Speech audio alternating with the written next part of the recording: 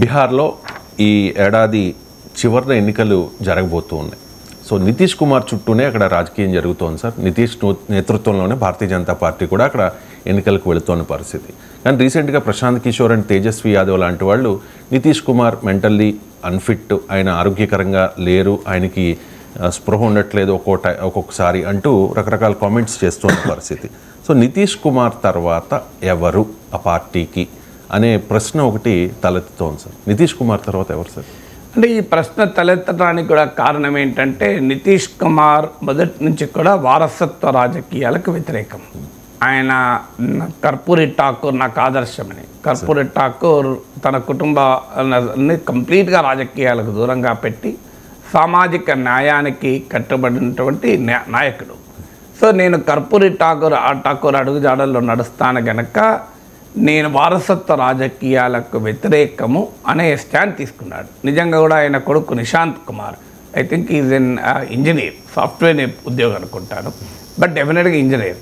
So ఆయన ఇప్పటి వరకు నితీష్ కుమార్ 9 సార్లు ముఖ్యమంత్రి అయ్యాడు, మామూలు కాదు కదా.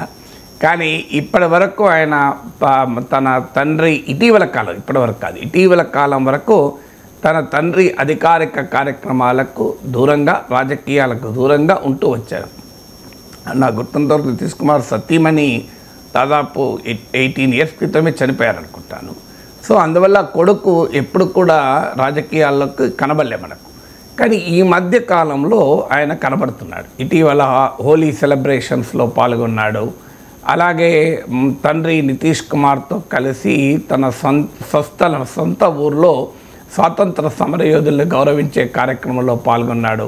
పార్టీ నిర్వహించే కార్యక్రమాల్లో కనబడుతున్నాడు. నితీష్ కుమార్ను ఎన్డీఏ ముఖ్యమంత్రిగా ప్రకటించాలి అని సౌండ్ బైట్ కూడా ఇచ్చాడు. అంటే పొలిటికల్గా స్టేట్మెంట్లు కూడా ఇస్తున్నాడు. సో ఇదంతా చూస్తే ఏమర్థమవుతుందంటే నితీష్ కుమార్ కూడా కొడుకును రాజకీయాల్లోకి తీసుకురాబోతున్నాడు అనేది ఆటోమేటిక్గా చర్చ మొదలైంది. చర్చ మొదలు కావడమే కాదు, బీహార్ కా మాంగ్ సున్ లియా నితీష్, అంటే బీహార్ కోరికను మన్నించాడు అని కూడా మీకు జేడీయూ నాయకులు కార్యకర్తలు పోస్టర్లు వేయడం కూడా మొదలుపెట్టారు. కోరస్ కూడా స్టార్ట్ అయింది. 4+4 ఆఫర్. మొదటిసారిగా కంట్రీ డిలైట్ పాలని 4 రోజులు ఆర్డర్ చేసిన వాళ్ళకి మరో 4 రోజులు ఫ్రీ. ఇంకెందుకు ఆలస్యం, యాప్ని డౌన్లోడ్ చేసుకోండి. Download the country delight app now. So ఎందుకు ఈ చర్చ నడుస్తోంది? మన దేశ రాజకీయాలు ఇదేమి కొత్త కాదు.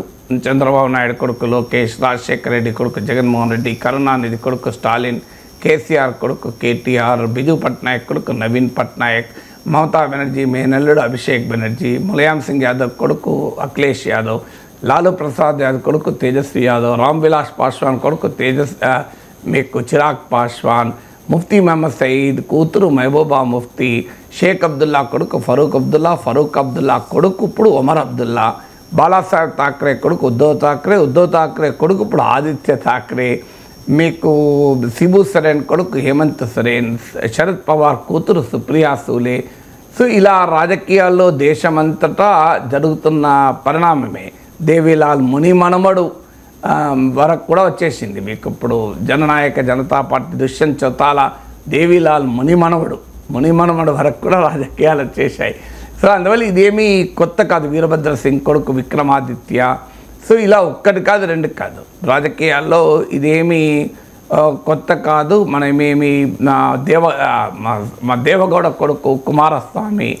సో ఇలా 1-2 కాదు, మనకు చెప్పుకుంటూ పోతే అంతులేని కథ ఇది. మీకు ప్రకాష్ సింగ్ బాదల్ కొడుకు మీకు పంజాబ్లో అకాలీదళ నాయకుడు. సో ఇలా ఈ రాజేష్ పైలట్ కొడుకు సచిన్ పైలట్, ఇలా పేర్లు గుర్తొస్తూనే ఉన్నాయి. ఇంకా ఎంత ఫ్లో ఉందో మీరే చూడండి. అందువల్ల ఇదేమీ నితీష్ కుమార్ కొడుకు నిశాంత్ కుమార్ రాజకీయాలకు వస్తే ఇండియాలో ఆశ్చర్యపడాల్సింది లేదు. ప్రజలు కూడా ఆశీర్వదిస్తున్నారు కదా. లోకేష్కు 95,000 మెజార్టీతో ప్రజలు మంగళగిరిలో గెలిపించలేదా? ఇది వారసత్వ రాజకీయాలు తప్పని అనలేదు కదా. మీకు రాజశేఖర రెడ్డి కొడుకని చెప్పుకునే కదా జగన్మోహన్ రెడ్డి అధికారంలోకి వచ్చింది. లేకపోతే జగన్మోహన్ రెడ్డి చేసిన రాజకీయ పోరాటం ఏంటి, ప్రజా పోరాటం ఏంటి? రాజశేఖర రెడ్డి మరణం వరకు జగన్మోహన్ రెడ్డి ఒక సాధారణ పార్లమెంటు సభ్యుడే కదా. సో అందువల్ల మన దేశంలో ప్రజలే వారసత్వ రాజకీయాల్ని అంగీకరిస్తున్నారు. ప్రజాస్వామ్యంలో ప్రజలు అంగీకరించిన తర్వాత మీరు నేను ఎంత వద్దన్నా, అన్యాయం అన్నా, అనైతికలన్నా దానికి వాల్యూ లేదు. కానీ ఎక్కడొస్తుంది అంటే నువ్వు చెప్పింది ఏంటి అని. ఇక్కడ కూడా చెప్పింది ఏంటి అంటే వారసత్వ రాజకీయాలకు మేము వ్యతిరేకము అని చెప్పారు. అయితే ఈయన ఒక్కడే చెప్పాడా? చంద్రబాబు నాయుడు కూడా మొదట్లో మీకు గుర్తుండే ఉంటుంది, లోకేష్ చిన్నవాడుగా ఉన్న చదువుకుంటున్న రోజుల్లో వారసత్వ రాజకీయాలు చంద్రబాబు నాయుడు తీవ్రంగా వ్యతిరేకించేవాడు. మామూలుగా వ్యతిరేకించే కాదు, రాజీవ్ గాంధీ, ఇందిరాగాంధీ, రాజీవ్ గాంధీ అని గాంధీల కుటుంబాన్ని అటాక్ చేసేవాళ్ళు వారసత్వ రాజకీయాలని. లోకేష్ రాజకీయాల్లోకి వచ్చేదాకా వారసత్వ రాజకీయాలు చంద్రబాబు నాయుడు తప్పుపట్టాడు. కానీ అందువల్ల నితీష్ కుమార్ నిన్న తప్పుపట్టాడు, ఇవాళ అదే పని చేయడన్న గ్యారంటీ ఏమీ లేదు. కానీ చేస్తే ఎలా ఉంటుంది? ఇంకొక ఛాలెంజ్ కూడా ఏంటంటే ఇక్కడ ఒక చాలా ఇంట్రెస్టింగ్ కంపారిజన్ కనబడుతుంది. అధికారంలో ఉన్నప్పుడు గనక వారసునికి అప్పజెపితే పవర్ అది చాలా స్మూత్ ప్రాసెస్ ఉంది. ఉదాహరణకు 2012లో గెలిచిన తర్వాత ములాయం సింగ్ యాదవ్ యాక్టివ్గా ఉన్న సమయంలోనే అఖిలేష్ యాదవ్కు అధికారాన్ని అప్పచెప్పాడు. బాబాయ్ శివపాల్ యాదవ్ తీవ్రంగా వ్యతిరేకించినా ఏమీ చేయలేకపోయాడు. లాలూ ప్రసాద్ యాదవ్ 2015లో గెలిచిన తర్వాతనే తేజస్వి యాదవ్ను ప్రకటించి ముందుకు తీసుకొచ్చాడు. కరుణానిధి తాను బతికుండగానే యాక్టివ్గా ఉండగానే స్టాలిన్ని తీసుకొచ్చాడు. మీకు కేసీఆర్ ముఖ్యమంత్రిగా ఉన్న సమయంలోనే కేటీఆర్ను అన్డిక్లేర్డ్ నెంబర్ 2గా మార్చేశాడు. ఆ ముఖ్యమంత్రి సీట్ ఇవ్వకపోయినా కూడా చంద్రబాబు నాయుడు అధికారంలో ఉన్నప్పుడే లోకేష్ను ఎమ్మెల్యేగా కాకపోయినా కూడా ఎమ్మెల్సీగా చేసి మంత్రిగా చేశారు. సో అధికారంలో ఉన్న సమయంలోనే వారికి వారసత్వాన్ని కనుక చేస్తే ఆ ప్రాసెస్ సులువుగా అవుతుంది.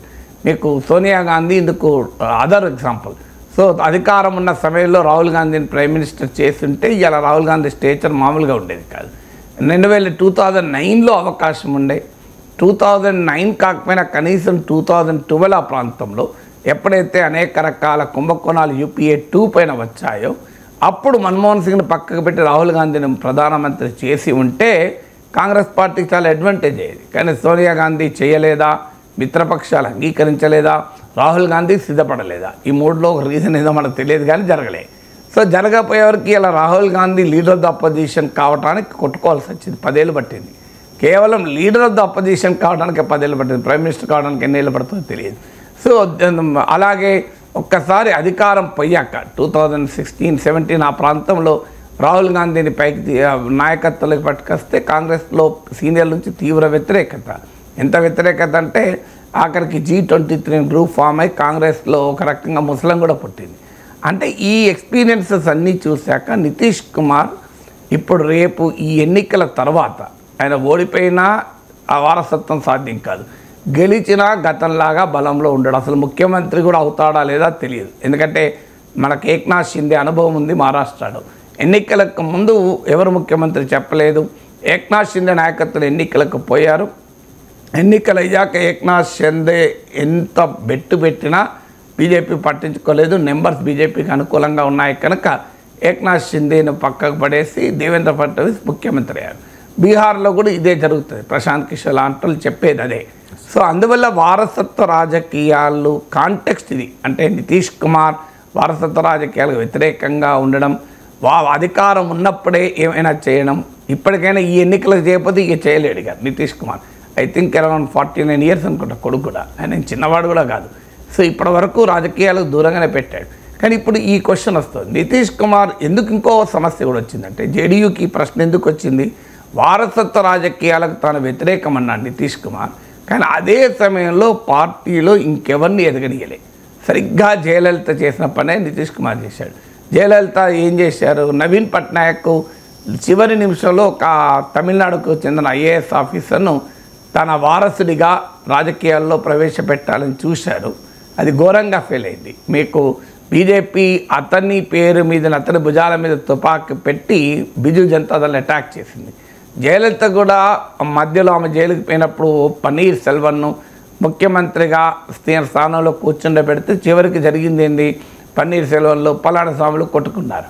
సో అందువల్ల వారసుడిగా ప్రకటించక వారసత్వానికి వ్యతిరేకం ఉండడం వేరు, ఇంకా ఏ నాయకుడిని కూడా చివరి దశ వరకు ఎదగనివ్వకపోవడం. ఇప్పుడు జయలలిత నవీన్ పట్నాయక్లు చేసిన వ్యవహారం అది. అంటే సెకండ్ జనరేషన్ ఆఫ్ లీడర్షిప్ ఎదగనియ్యరు. ఇప్పుడు మీకు నితీష్ కుమార్ చేసింది కూడా అదే. జార్జ్ ఫెర్నాండెస్కు వ్యతిరేకంగా శరద్ యాదవ్ను నితీష్ కుమార్ ముందు పెట్టాడు. శరత్ యాదవ్ తనకు పోటీ అవుతున్నాడని గమనించిన మరుక్షణం శరత్ యాదవ్ డంప్ చేశాడు. శరత్ యాదవ్ ఇది very prominent leader in Janata Dal you, ఆయన పక్క పెట్టాడు. మధ్యలో ప్రశాంత్ కిషోర్ను పార్టీ వైస్ ప్రెసిడెంట్ చేశారు. ప్రశాంత్ కిషోర్ కాస్త ఎక్కడ పోటీ అవుతాడో అని అనుమానం వచ్చింది, తీసి డంప్ చేశాడు. ఆర్సీపీ సింగ్ అనే ఒక అతన్ని దాదాపు నెంబర్ 2 పొజిషన్లో తీసుకొచ్చాడు. మళ్ళీ ఆయన పోటీ అవుతున్నాడు, ఆయన మోడీతోనే నేరుగా రాజకీయం నడుపుతున్నాడని గమనించాడు, ఆయన డంప్ చేశాడు. అంటే ఇలా ఒకవైపు ఏమో తన వారసత్వ రాజకీయాలకు వ్యతిరేకం, కొడుకును దూరంగా పెట్టాడు. సో వారసత్వ రాజకీయాలు తన వ్యతిరేకమని చెప్పడమే కాదు, ఎక్కడ ఆ సంకేతం కూడా ఇటీవల కాలంలోకి ఇవ్వలేదు. మరోవైపు ఏమో నెక్స్ట్ జనరేషన్ లీడర్షిప్ లేకుండా చేశాడు.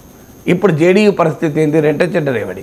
కనీసం ఆర్జేడీ, డిఎంకే, టీడీపీ ఇలా పార్టీలలాగా ముందుగానే సెకండ్ జనరేషన్ లీడర్షిప్ను స్పష్టంగా ముందు పెట్టి ఇష్టం ఉన్నా లేకపోయినా వాళ్ళు ఏమి చేయలేని పరిస్థితి. ఇప్పుడు అందరికీ తెలుసు తెలుగుదేశంలో నెక్స్ట్ చీఫ్ మినిస్టర్ టీడీపీ తరఫున లోకేష్ అని, యనమల రామకృష్ణుడు, అచ్చెన్నాయుడు ఏమైనా చేస్తారా? ఇష్టం ఉంటే ఉండాలి పార్టీలో, ఇష్టం లేకపోతే వెళ్ళిపోవాలి. ఇది క్లియర్గా మెసేజ్ చంద్రబాబు నాయుడు ఇచ్చేసాడు. సో ఆ రకంగా మెసేజ్ ఇవ్వకపోవడం వల్ల ఇవాళ ప్రాబ్లం వచ్చేసింది. అందువల్ల ఇప్పుడు ఎవరున్నా సమస్యే.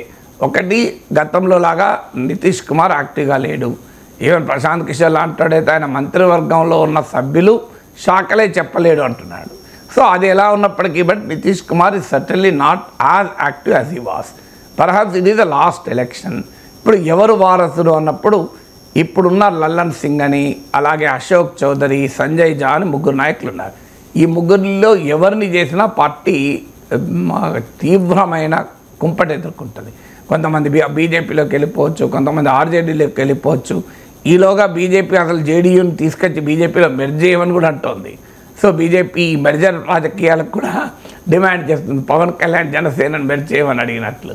సో అందువల్ల లేదు, నిశాంత్ కుమార్ను ముఖ్యమంత్రిగా ప్రొజెక్ట్ చేస్తే జేడీయూ ఫ్యూచర్ నాయకుడిగా డెఫినెట్గా పార్టీలో ఇప్పటి వరకు అసలు వారసుడు రాడు అనుకొని తమకే నెక్స్ట్ అధికారం వస్తుందని ఆశపడ్డ జేడీయూ నాయకులంతా తిరుగుబాటు చేస్తారు. సో అందువల్ల it's a very big challenge. బహుశా చూస్తున్న వాతావరణం చూస్తే నితీష్ కుమార్ తెలివిగా ఎవరిని తర్వాత సెకండ్ ర్యాంక్ రానివ్వలేదు కనుక అనివార్యంగా నిశాంత్ కుమార్ వస్తే రావచ్చు పైకి. కానీ జేడీయూ నితీష్ కుమార్ నాయకత్వంలో ఐక్యంగా ఉన్నంతైతే నిశాంత్ కుమార్ నాయకత్వంలో ఉండే అవకాశమే లేదు. మళ్ళీ ప్రజల్లో గనక పెద్ద అనుకూలత నిశాంత్ కుమార్ తెచ్చుకుంటే అప్పుడు నాయకులందరూ చేరుతారు. అప్పటిదాకా ఇది బిగ్ ఛాలెంజ్.